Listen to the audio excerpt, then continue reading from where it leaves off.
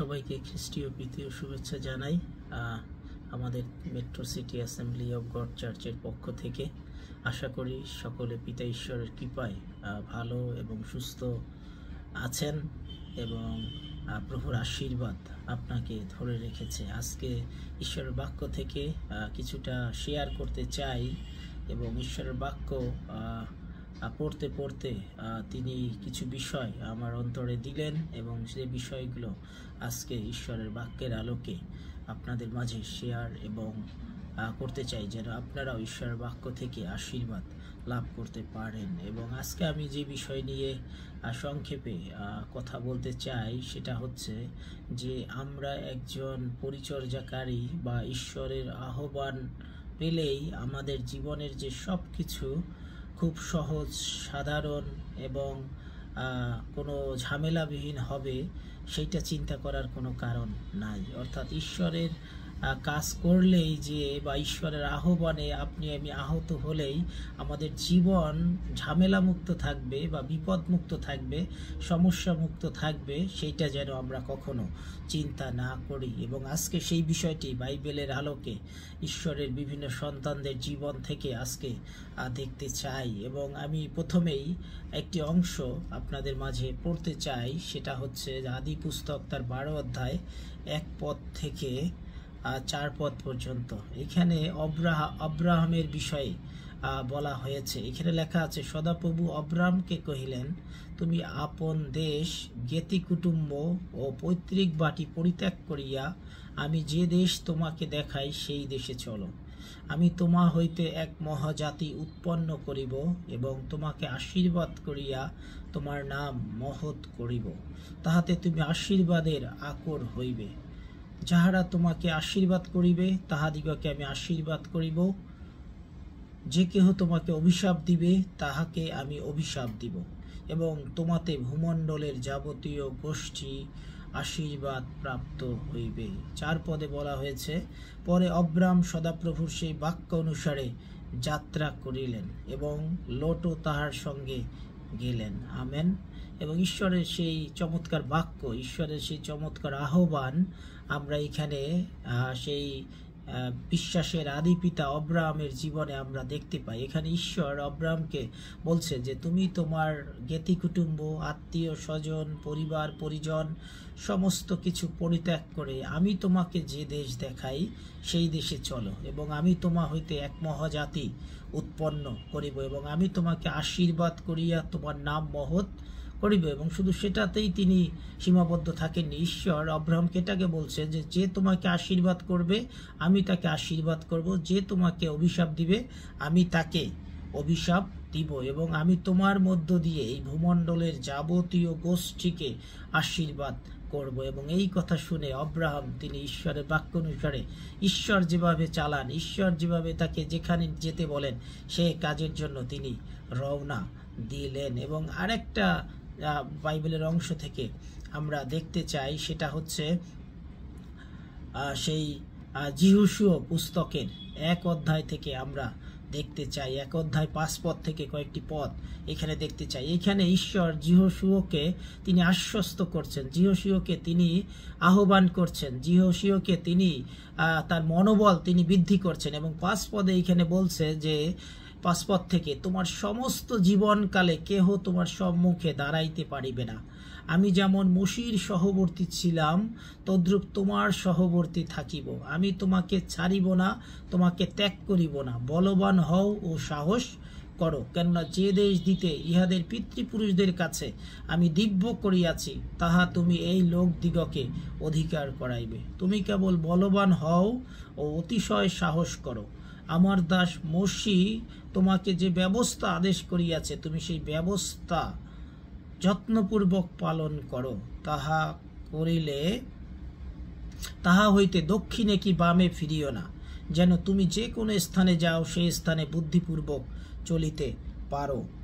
এবং 8 পদে বলছে, তোমার মুখ হইতে এই ব্যবস্থা পুস্তক বিচলিত না হোক, তৎমধ্যে যাহা যাহা লিখিত আছে যত্নপূর্বক সেই সকলের অনুযায়ী কর্ম করণার্থে তুমি দিবারাত্র তাহা ধ্যান করো, কেননা তাহা করিলে তোমার শুভগতি হইবে ও তুমি বুদ্ধিপূর্বক চলিবে। 9 পদে বলছে, আমি কি তোমাকে আজ্ঞা দিই নাই, তুমি বলবান হও ও সাহস করো, মহাভয়ে ভীত কি নিরাশ হইও না, কেননা তুমি যে কোনো স্থানে যাও সেই স্থানে তোমার ঈশ্বর সদাপ্রভু তোমার সহবর্তী। আমেন।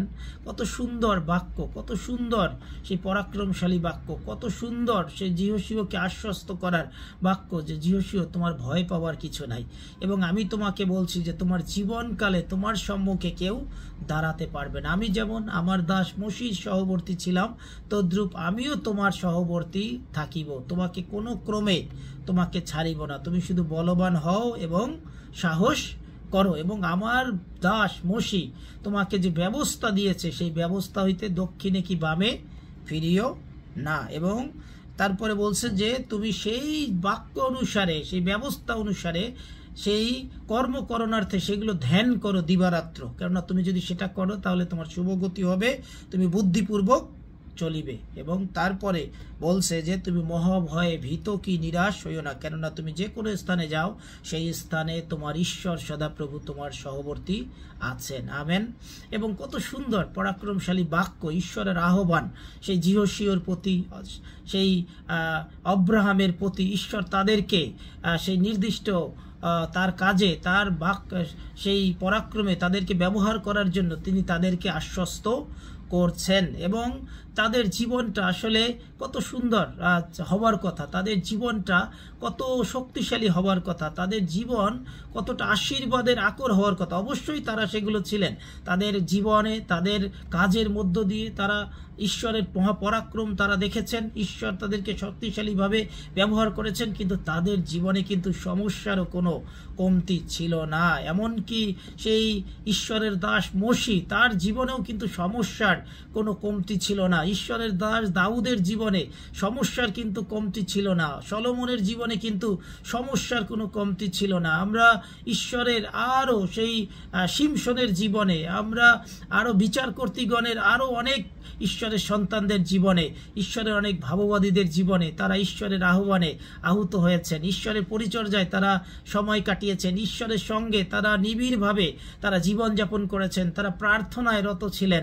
এমনকি দানিয়েল, শদ্রক, মৈশত, অবেদনগো তাদের জীবন বিপন্ন হয়ে যাচ্ছিল, কিন্তু ঈশ্বর তাদেরকে কিন্তু আহ্বান করেছিলেন।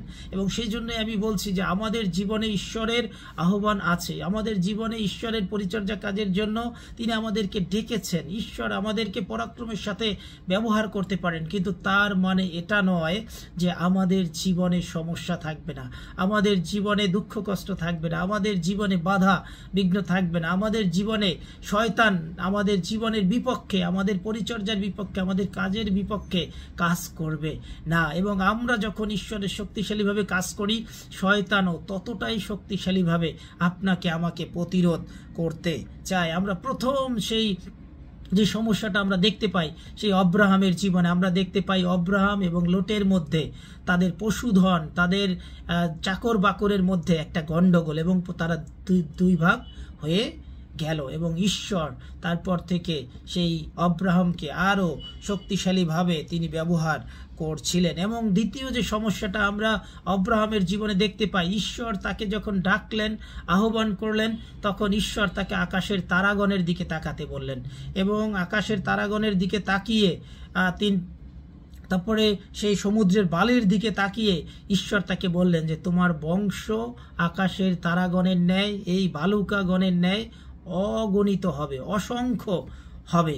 এবং তার কিন্তু কোনো সন্তান ছিল না, এবং ঈশ্বর তাকে বলছিলেন যে তোমার ঔরসজাত সন্তান তোমার বংশের উত্তরাধিকারী হবে। এবং ঈশ্বরের সেই বাক্যকে তিনি গ্রহণ করলেন, বিশ্বাস করলেন। যদি আমরা আদি পুস্তক 15 অধ্যায় যদি দেখি 5 পদে, এবং পরে এখানে বলেছে, পরে তিনি তাহাকে বাহিরে আনিয়া কহিলেন, তুমি আকাশে দৃষ্টিপাত করিয়া যদি তাহা গণনা করিতে পারো তবে গণনা করিয়া বলো।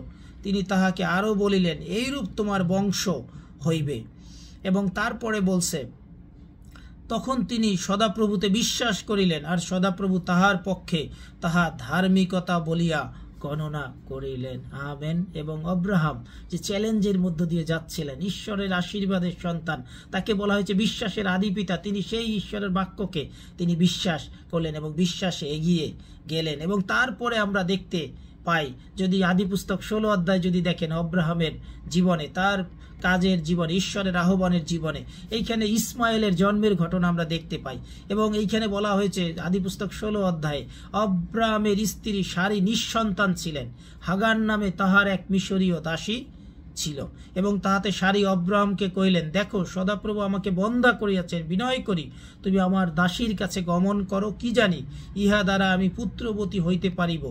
আর তখন অব্রাহাম সারির বাক্যে সম্মত হইলেন। এবং তারপরে আমরা দেখতে পাই যে অব্রাহাম হাগারের কাছে গেলেন, তিনি গর্ভবতী হলেন এবং তারপর হাগার এবং সারির মধ্যে একটা সেই গন্ডগোল শুরু হলো। এবং তারপরে ঈশ্বর অব্রাহামকে তিনি স্পষ্টভাবেই বললেন যে তোমার ঔরসজাত সন্তানই তোমার বংশের অধিকারী হবে। এবং আমরা দেখতে পাই যে ঈশ্বর অব্রাহামকে সেই যেখানে অসম্ভব ছিল সেই সময়ে ঈশ্বর অব্রাহামকে পুত্র সন্তান দিলেন, ইসহাককে দিলেন এবং তাদের সে আশীর্বাদ তিনি করলেন। এবং শুধু সেখানেই তিনি স্থির থাকলেন না, ঈশ্বর তারপরে দেখতে চাইলেন যে আমি যে তাকে এত সুন্দর একটা সন্তান দিয়েছি, সে কি তাকে বেশি ভালোবাসে না আমাকে বেশি ভালোবাসে। এবং ঈশ্বর তাকে বললেন যে তুমি মরিয়া দেশে তাকে নিয়ে যাও, আমি যে পর্বতে বলি সেইখানে তাকে তুমি বলিদান করো। এবং ঈশ্বরের বাক্যে তিনি বাধ্য হয়ে তিনি ইসহাককে নিয়ে গেলেন এবং বলি দেবার জন্য যখন প্রস্তুত হলেন, তখন ঈশ্বর তিনি বললেন যে অব্রাহাম, এই দাসের প্রতি, এই বালকের প্রতি তুমি আঘাত করো না, আমি তোমাকে বুঝতে পেরেছি, তুমি আমার প্রতি অতিশয় বিশ্বস্ত, তুমি তোমার নিজ পুত্রকেও উৎসর্গ করতে, কিন্তু তুমি দ্বিধাগ্রস্ত হলে না। জঙ্গলের মধ্যে, ঝোপের মধ্যে একটা ভেড়া আছে, তুমি সেইটাকে বলিদান করো। এবং সে বলিদান করলো এবং ঈশ্বরের ধন্যবাদ করলো। আমরা দেখতে পাই যে কতটা সেই অব্রাহামের জীবনে, এছাড়াও আরও বিভিন্ন সময় বিভিন্ন রাজাদের দ্বারা সে তার স্ত্রীকে সে কয়েকবার অস্বীকার করেছে, মৃত্যু সেই ভয়ে, যে রাজারা যদি তার স্ত্রী অনেক সুন্দর ছিল, সারা যদি তাকে ধরে নিয়ে যায় এবং তাকে যদি স্বামী জানে তাকে হয়তো মেরে ফেলবে, এবং সেই ভয়তে তিনি কিন্তু তার স্ত্রী সারাকে তিনি কিন্তু অস্বীকার তিনি করেছিলেন এবং ঈশ্বর তাকে বিজয় দিয়েছিলেন এবং ঈশ্বর তার জীবনে শেষ পর্যন্ত কিন্তু তাকে ধরে রেখেছিলেন এবং ঈশ্বর তাকে উন্নতি দান করেছিলেন। এবং আমি আজকে আপনাদেরকে বলতে চাই যে আমাদের জীবনেও কিন্তু ঈশ্বরের আহ্বান রয়েছে। একজন পালক হিসাবে হতে পারে, পরিচর্যাকারী হিসাবে হতে পারে, একজন সাধারণ বিশ্বাসী হিসাবে হতে পারে, কিন্তু ঈশ্বর আপনাকে আমাকে পরাক্রমের সাথে ব্যবহার করতে পারেন। আমাদের জীবনে এরকম অতৃপ্তি, আমাদের জীবনে এরকম সমস্যা, আমাদের জীবনে রোগ পীড়া, আমাদের জীবনে চলার পথে নানা রকম বাধা বিঘ্ন আসতেই পারে, কিন্তু আমরা যখন ঈশ্বরের উপরে যখন বিশ্বাস করি, ঈশ্বরের বাক্যকে যখন বিশ্বাস করি, ঈশ্বরের বাক্যের কাছে যখন আসি, ঈশ্বরের ব্যবস্থা পুস্তকের কাছে যখন আসি এবং তার দক্ষিণে বা বামে যখন আপনি আমি না চলি, তখন ঈশ্বর কিন্তু আপনাকে আমাকে বুদ্ধি দান করেন, তিনি আপনাকে আমাকে সুবিবেচনা দান করেন, ঈশ্বর তিনি আপনাকে আমাকে জ্ঞানের বাক্য দেন, প্রজ্ঞার বাক্য দেন, ঈশ্বর আপনার আমার জীবনের প্রয়োজনগুলো মিটান এবং ঈশ্বর আপনাকে আমাকে শেষ পর্যন্ত সমস্ত পরীক্ষা উতরিয়ে বিজয়ী হতে তিনি সাহায্য কিন্তু করেন। এবং আমরা সেই যিহোশীয়র জীবনে আমরা দেখেছি, যিহোশীয়কে কিন্তু ঈশ্বর আহ্বান করেছিলেন এবং যিহোশীয়র মধ্য দিয়ে কিন্তু তিনি সেই জর্দনের ওপারে কিন্তু তিনি সেই ইসরায়েল জাতির জন্য সেই দুগ্ধমধু প্রবাহী দেশ তিনি জয় করেছিলেন। এবং তিনিও তার নেতৃত্বের সময়ে তিনি ঈশ্বর তাকে বলছে যে আমি তোমার জীবনকালে কেহ তোমার সম্মুখে দাঁড়াইতে পারিবে না, কিন্তু তার সেই পরিচর্যায়, তার সেই নেতৃত্বকালীন সময়ে নানা রকম সমস্যার মধ্য দিয়ে কিন্তু ইসরায়েল জাতি কিন্তু গিয়েছে এবং সেই আখনের লোভের কারণে তার শত্রুরা সেই অয়নগর দখল করতে পারেনি, বিভিন্ন যখন পাপে তারা পতিত হয়েছে তখন কিন্তু ঈশ্বর তাদের থেকে বিমুখ হয়েছেন এবং ঈশ্বর তাদেরকে শাস্তি কিন্তু দিয়েছেন অন্য জাতির মধ্য দিয়ে এবং তার নেতৃত্বেও কিন্তু নানা রকম সমস্যা আমরা দেখতে পাই। তিনি ঈশ্বরের আহ্বানে আহুত হয়ে কিন্তু নেতৃত্বে এসেছিলেন, কিন্তু আমরা চিন্তাই করতে পারি যে তার নেতৃত্ব হতে হবে খুব সাধারণ, খুব সচ্ছল, কোনো ঝামেলা থাকবে না, কোনো বিপদ থাকবে না, কোনো পরাজয় থাকবে না, কিন্তু আমরা কিন্তু পরাজয় দেখতে পাই, সমস্যা দেখতে পাই এবং ঈশ্বর তাদেরকে উপযুক্ত সময়ে সেই যিহোশীয়কে নেতৃত্ব দিয়ে ইসরায়েল জাতিকে দুগ্ধমধু প্রবাহী দেশে কিন্তু নিয়ে গিয়েছিল। অর্থাৎ ঈশ্বর আপনার আমার জীবনে বিভিন্ন সমস্যা আসবে, কিন্তু ঈশ্বরের উপরে যখন আপনি আমি নির্ভর করি তখন কিন্তু আমাদের জীবনের বিজয় কিন্তু সুনিশ্চিত। সেই জন্য আপনি আমি যেন কখনোই চিন্তা না করি যে আমাদের জীবনে যখন ঈশ্বর আহ্বান করেন আমাদের জীবনটা খুব সহজ হবে, আমাদের জীবনে রোগ পীড়া থাকবে না, অভাব থাকবে না, শত্রু থাকবে না, বিপক্ষ থাকবে না, হতাশা নিরাশা থাকবে না, কিন্তু আমাদের জীবনে এইগুলো থাকবে। কিন্তু তার মধ্য দিয়ে ঈশ্বর আপনাকে আমাকে তিনি কিন্তু বিজয় কিন্তু তিনি দান করবেন। আমরা যদি একটু মসির কাছে যদি আমরা একটু দেখি যে মসির কাছে যখন যাত্রা পুস্তক 2 অধ্যায় যদি 23 পদ দেখেন, এবং মসির কাছে যখন ঈশ্বরের বাক্য উপস্থিত হলো তখন ঈশ্বর মসিকে এই কথা বললেন, অনেক দিন পরে মিশর রাজের মৃত্যু হইল এবং ইসরায়েল সন্তানগণ দাস্যকর্ম উপযুক্ত কাতরোক্তি ও ক্রন্দন করিল। দাস্যকর্মের জন্য তাহাদের আর্তনাদ ঈশ্বরের নিকটে উপস্থিত হইল, ইসরায়েল জাতির আর্তনাদ। আর ঈশ্বর তাহাদের আর্তনাদ শুনিলেন। ঈশ্বর আব্রাহামের, ইসহাকের ও যাকবের সহিত কৃত আপনার নিয়ম স্মরণ করিলেন। ফলত ঈশ্বর ইসরায়েল সন্তানগণের প্রতি দৃষ্টিপাত করিলেন আর ঈশ্বর তাহাদের তত্ত্ব লইলেন। এবং তারপরে যদি আপনি যদি দেখেন, যদি যাত্রা পুস্তক 1 অধ্যায় যদি দেখেন, ওইখানে বলা হয়েছে যে যখন নতুন রাজা যখন মিশরের উপরে উঠল তখন ইসরায়েল জাতির সংখ্যা দিন দিন বৃদ্ধি পেতে লাগলো এবং সেই রাজা মিশর রাজ তিনি সে উদ্বিগ্ন হয়ে উঠলেন যে এদের সংখ্যা তো আমাদের থেকেও বৃদ্ধি পাচ্ছে এবং না জানি তারা কবে আমাদেরকে পরাজিত করে এই মিশর রাজ্য দখল করে নেবে। তখন তাদের উপরে দাস্যকর্ম চাপিয়ে দিল এবং তাদের উপরে নানা রকম জুলুম নির্যাতন কিন্তু নিয়ে আসলো। এবং তারপরে আমরা দেখতে পাই যদি যাত্রা পুস্তক 3 অধ্যায় যদি দেখেন, ওইখানে আমরা দেখতে পাবো ঈশ্বর মসির নিকটে নিজেকে প্রকাশ করলেন। সেই মসি যখন সেই মিশর থেকে পালিয়ে যখন তার সেই শ্বশুরের কাছে গেল তখন সে তার শ্বশুরের মেষপাল চড়াতো এবং একদিন রাতে সে দেখতে পেল ঝোপের মধ্যে আগুন এবং সে যখন দেখতে গেল তখন ঈশ্বর তাকে বললেন যে তোমার পাদৌকা খোলো, কেননা এই স্থান পবিত্র। এবং তারপরে ঈশ্বর আব্রাহামকে সেই মসিকে বললেন যে আমার দাস সেই ইসরায়েল জাতির ক্রন্দন আমার কাছে উপস্থিত হয়েছে, তুমি এখন যাও, তুমি ওইখানে গিয়ে তুমি তাদেরকে উদ্ধার করো, তাদেরকে রক্ষা করো, তাদেরকে বের করে নিয়ে আসো এবং আমি তাদেরকে যে দুগ্ধ মধু প্রবাহী দেশ কনান দেশ দেবার জন্য যে প্রতিজ্ঞা করেছি সেই দেশে আমি তাদেরকে দান করব। এবং তারপরে আমরা দেখতে পাই যে ঈশ্বর কিন্তু ঈশ্বরের সাথে সেই মসি নানা রকম বলতে লাগলো। একবার বলে যে আমি ঠিকভাবে কথা বলতে পারি না, আমি তোতলা, এবং তারপরে একবার বলে যে তারাকে আমাকে বিশ্বাস করবে না যে তুমি আমাদেরকে পাঠিয়েছো, কিন্তু ঈশ্বর তাকে বুঝতে দিলেন এবং তাকে যখন বললে তোমার হাতে কি আছে, লাঠি, এবং ঈশ্বর তাকে ফেলে দিতে বললেন এবং সেই লাঠি সাপ হয়ে গেল। তারপরে তার বগলের নিচে হাত দিতে বললেন, সেটা কুষ্টি আকারের মতো ধারণ করলো এবং তারপরে আবার হাত দিতে বললেন, সুস্থ হয়ে গেল। এবং তখন সে বিশ্বাসে সে শক্তিশালী হয়ে সে কিন্তু সেই গেল এবং সেখানে গিয়ে যখন মিশরে থেকে ইসরায়েল জাতিকে বের করে নিয়ে আসলো এবং মসি ভাবতেই পারতো যে ঈশ্বর আমাকে বলেছেন খুব সাধারণভাবে আমি যাব, রাজাকে বলবো এবং বের হয়ে ইসরায়েল জাতিকে ছেড়ে দিবে।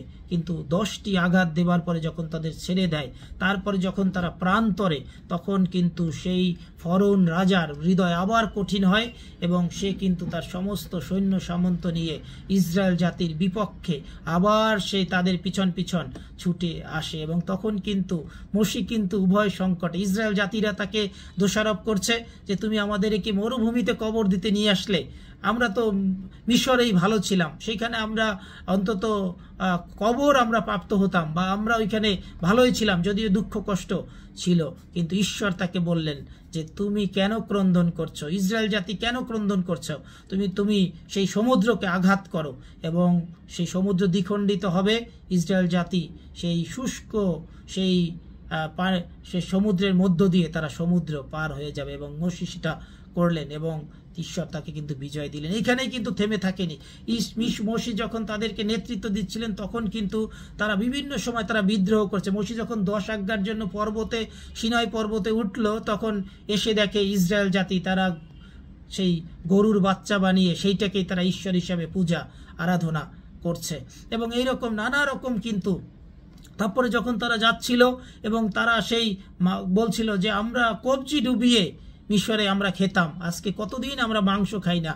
এবং এইটা একটা তার জীবনে চ্যালেঞ্জ ছিল। পানির জন্য সে পাথরে আঘাত করেছিল এবং ঈশ্বর সেখান থেকে পানি নিয়ে আসছিল। ঠিক একইভাবে ঈশ্বর আমাদেরকে যদিও তার কাজের জন্য আহ্বান করেন, আমাদেরকে নেতৃত্ব দেওয়ার জন্য আহ্বান করেন, আমাদের নেতৃত্বে, আমাদের পরিচর্যায়, আমাদের কাজে কিন্তু চলতে চলতে কিন্তু আমরা এইরকম নানা রকম বিষয় দেখে আমরা কিন্তু নিরুৎসাহিত হই, আমরা কিন্তু হতাশাগ্রস্ত হয়ে পড়ি, আমরা কিন্তু নিরুৎসাহিত হয়ে পড়ি। কিন্তু আমরা দেখতে পাই যে ঈশ্বরের উপরে যখন আমরা নির্ভর করি, আমরা যখন শেষ পর্যন্ত আমরা ঈশ্বরকেই ধরে থাকতে চাই, ঈশ্বর কিন্তু তিনি আপনাকে আমাকে বিজয়ী করেন। সেই জন্য আজকে আপনাদেরকে ঈশ্বরের বাক্য থেকে উৎসাহিত করতে চাই, ঈশ্বরের সন্তানদের জীবন থেকে উৎসাহিত করতে চাই। ঈশ্বর আপনাকে আমাকে আহ্বান করতে পারেন, ঈশ্বর আপনাকে আমাকে আহ্বান করেছেন তার পরিচর্যা কাজের জন্য।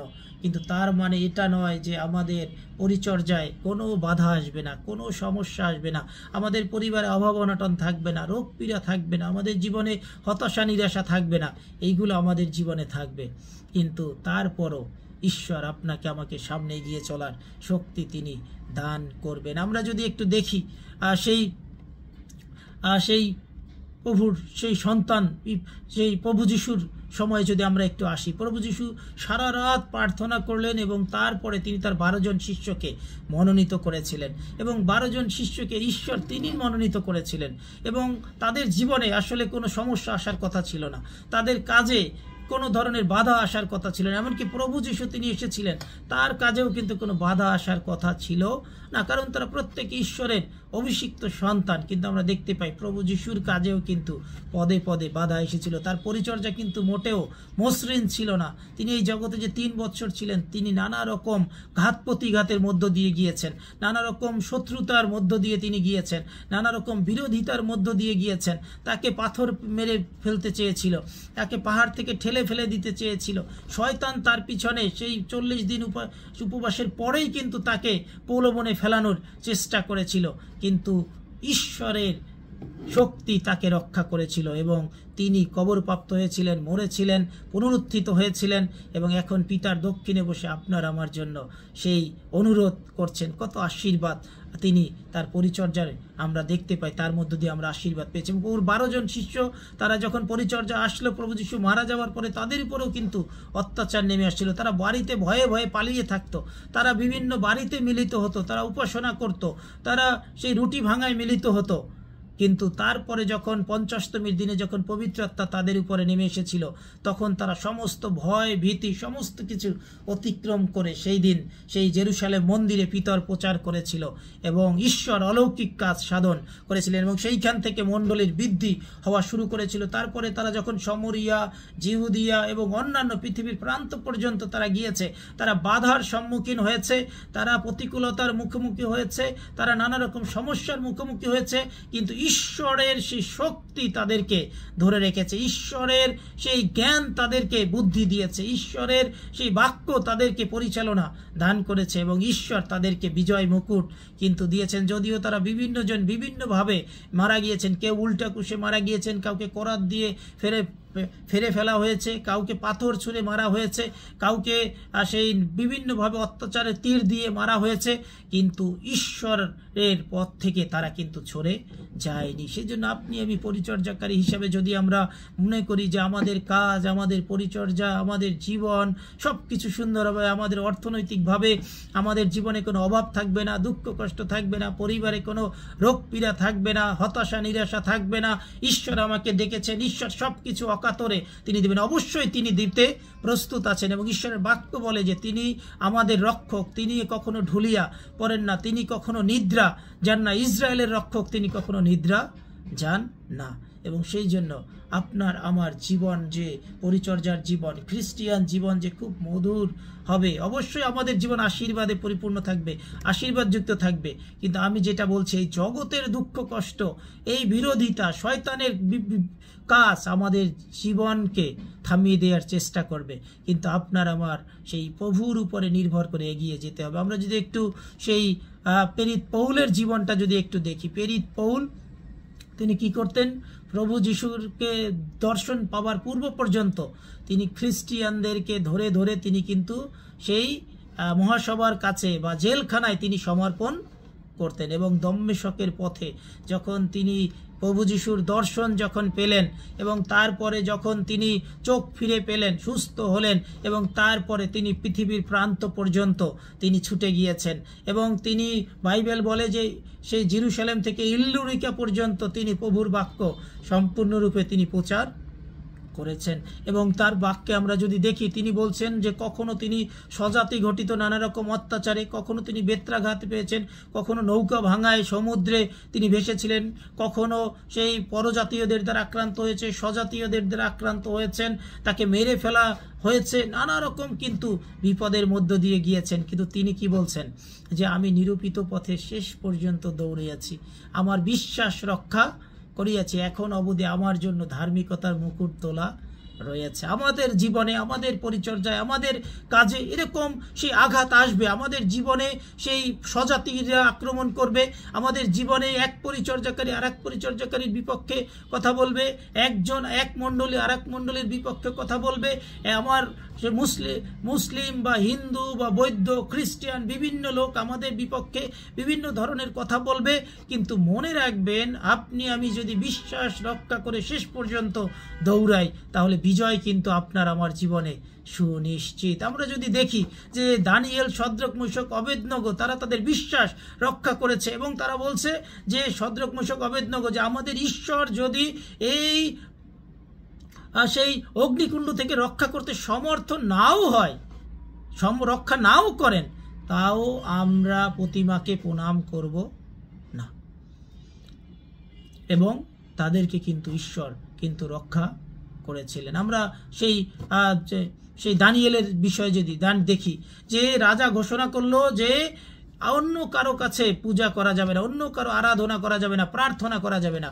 কিন্তু দানিয়েল সেটা বিরোধিতা করে তিনি ঈশ্বরের আরাধনা করতেন, তিনি প্রার্থনা করতেন এবং তাকে যখন সিংহের খাদে ফেলে দেয়া হলো, ঈশ্বর সিংহের মুখকে তিনি রক্ষা করেছিলেন। ঠিক একইভাবে আমরা যখন কাজ করি, আমরা যখন ঈশ্বরের উপরে নির্ভর করি, ঈশ্বরের আহ্বানে আহুত হই, অবশ্যই ঈশ্বর তিনি আপনার আমার সঙ্গে রয়েছেন, তিনি আপনাকে আমাকে রক্ষা করতে সমর্থ রয়েছেন এবং আপনার আমার প্রয়োজন শুধু বিশ্বাসে উঠে দাঁড়ানো এবং ঈশ্বর আপনার সামনে অন্যদেরকে লজ্জিত করবেন, বিপক্ষকে তিনি লজ্জিত করবেন, অন্যদেরকে তিনি লজ্জিত তিনি করবেন।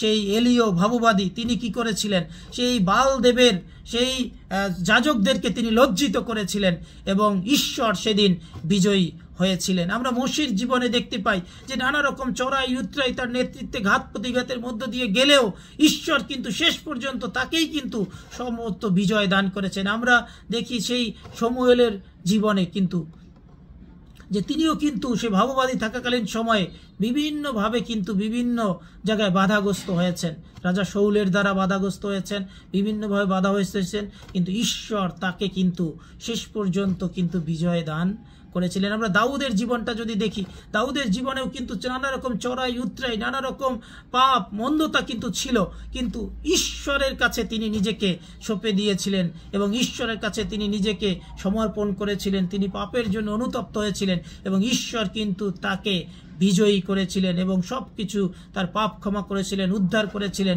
এবং ঈশ্বর কিন্তু বলেছিলেন যে দাউদ আমার মনের মতো লোক। আমরা যিশুর 12 জন শিষ্যদের জীবন যদি দেখি, কত কঠিন তাদের পরিচর্যার সময় ছিল, কিন্তু তারা কেউ বিভিন্নভাবে ক্ষতবিক্ষত হয়েছে, মৃত্যুবরণ করেছে। সেই বিবি স্টিফানকে পাথর মেরে মারা হয়েছে, বিভিন্ন জনকে বিভিন্নভাবে মারা হয়েছে। কিন্তু তারা কিন্তু ঈশ্বরের সেই ন্যায্যতা থেকে, ঈশ্বরের বাক্য থেকে, ঈশ্বরের আহ্বান থেকে কিন্তু সরে যায়নি। ঈশ্বর তাদেরকে কিন্তু বিজয় দান করেছেন। ঠিক একইভাবে আজকে আপনাদেরকেও উৎসাহিত করতে চাই, আমরা বিভিন্নভাবে আমরা বাধাগ্রস্ত হতে পারি, আমরা বিভিন্নভাবে ক্ষতিগ্রস্ত হতে পারি, আমরা বিভিন্নভাবে বিরোধিতার মুখোমুখি হতে পারি। আমাদের জীবন খুব স্বাভাবিক নাও হতে পারে, সচ্ছল নাও হতে পারে, অর্থনৈতিক সমস্যা থাকতে পারে, রোগ পীড়া থাকতে পারে, পরিবারে অভাব অনটন থাকতে পারে। তার মানে এটা নয় যে ঈশ্বর আপনাকে ছেড়ে গিয়েছেন, তার মানে এটা নয় যে আপনি ঈশ্বরের সন্তান না, তার মানে এটা নয় যে আপনি ঈশ্বর থেকে দূরে চলে গিয়েছেন, বরঞ্চ এইগুলো আমাদের জীবনেরই একটা অংশ, এবং ঈশ্বর তিনি উপযুক্ত সময়ে সমস্ত কিছু আপনার আমার জীবনের সমস্ত ঝড়গুলোকে তিনি থামিয়ে দেবেন। এবং সেই কারণে তিনি মথিলিখিত 28:20 বলছে যে আর দেখো যুগান্ত পর্যন্ত প্রতিদিন আমি তোমাদের সঙ্গে সঙ্গে আছি, এবং তিনি বলছেন আমি কোনো ক্রমে তোমাকে ছাড়িব না, কোনো ক্রমে তোমাকে ত্যাগ করিব না। এবং তিনি আপনাকে আমাকে কখনোই তিনি ত্যাগ করবেন না। এবং ঈশ্বরের বাক্য যেমন যোশীয়াকে বলছিল যে তোমার জীবনকালে কেউ তোমার সম্মুখে দাঁড়াইতে পারবে না। আমরা যদি ঈশ্বরের প্রতি বিশ্বস্ত হই, বাধ্য হই, মনে রাখবেন আমাদের জীবনকালে কেউ আমাদের সম্মুখে দাঁড়াইতে পারিবে না। এবং ঈশ্বর তিনি আপনাকে আমাকে সমস্ত কিছুর উপরে তিনি বিজয় দান করবেন। সেই জন্য আজকে আপনাদেরকে উৎসাহিত করতে চাই যে আমাদের জীবনে ঈশ্বরের আহ্বান আর থাকলেই বা ঈশ্বরের পরিচর্যা আপনি আমি করলেই যে আমাদের জীবন দুঃখ কষ্টবিহীন হবে, আমাদের জীবনে কোনো বাধা আসবে না, বিপত্তি আসবে না, হতাশা আসবে না, ব্যর্থতা আসবে না, সেটা নয়, বরঞ্চ এইগুলো আমাদের জীবনকে আরো শক্তিশালী করবে। আমরা ইয়োবের জীবনকে যদি দেখি, ঈশ্বরের সেই কত শক্তিশালী সন্তান, এবং তার জীবনে ধন সম্পদ টাকা পয়সার কোনো কিছুর অভাব ছিল না, কিন্তু তিনি সব কিছু হারালেন, কিন্তু ইয়োব তিনি ঈশ্বরকে জলাঞ্জলি দেননি। এবং পরবর্তীতে আমরা দেখতে পাই যে ঈশ্বর তাকে সব কিছু দ্বিগুণ ফিরিয়ে দিয়েছিল। ঠিক একইভাবে আমাদের জীবনেও এরকম দুঃখ কষ্ট বেদনা হতাশা আসবে, কিন্তু আপনি আমি যখন ঈশ্বরকে যখন ধরে রাখি, ঈশ্বরকে যখন আগলে রাখি, সব কিছু পিছনে ফেলে দিয়ে ঈশ্বরকে যখন প্রথম স্থানে রাখি, আমাদের জীবনে বিজয় সুনিশ্চিত। আসুন আমরা ঈশ্বরের সে প্রতিজ্ঞাগুলো গ্রহণ করি, ঈশ্বরের কাজে সে প্রাণপণ করি, ঝাঁপিয়ে পড়ি, আমাদের সর্বশক্তি দিয়ে সমস্ত সেই কিছু দিয়ে ঈশ্বরকে আমরা সেই গৌরবান্বিত করি, আমাদের জীবনে বিজয় সুনিশ্চিত। ঈশ্বর আমাদের প্রত্যেককে প্রচুর পরিমাণে আশীর্বাদ করুন।